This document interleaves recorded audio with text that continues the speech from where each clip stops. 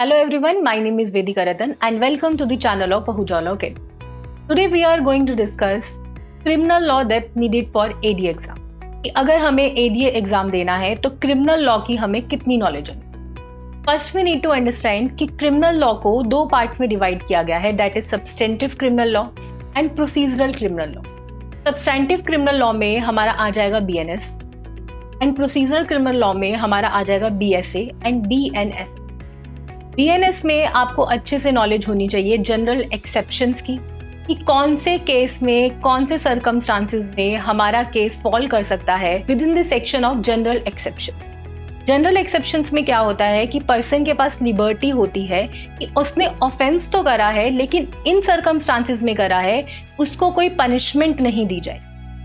Murder का क्या offence होता है, डाउरी डेथ का क्या ऑफेंस होता है, difference between common intention and common object, difference between abetment and criminal conspiracy, dowry death में कितना टाइम होना चाहिए आपके मैरिज के लिए, ये सारे ऑफेंसेस की हमें अच्छे से नॉलेज होनी.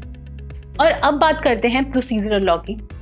प्रोसीजरल लॉ में आपको अच्छे से पता होना चाहिए कि FIR के प्रोविजंस क्या हैं, चार्जशीट के प्रोविजंस क्या हैं, चार्जशीट पुलिस ऑफिसर को कितने टाइम पीरियड में फाइल करनी चाहिए.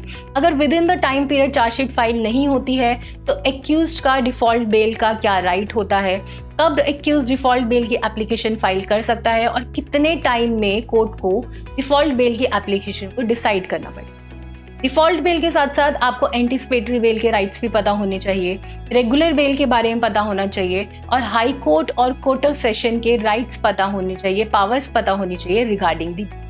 अरेस्ट के बारे में पता होना चाहिए कि एक्यूज्ड के क्या राइट होते हैं अरेस्ट को लेके.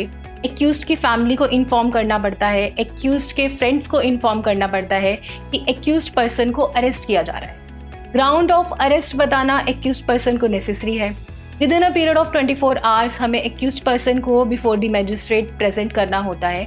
ये सारे राइट्स आपको अच्छे से पता होने चाहिए, ये सारे प्रोविजंस आपको पता होने चाहिए.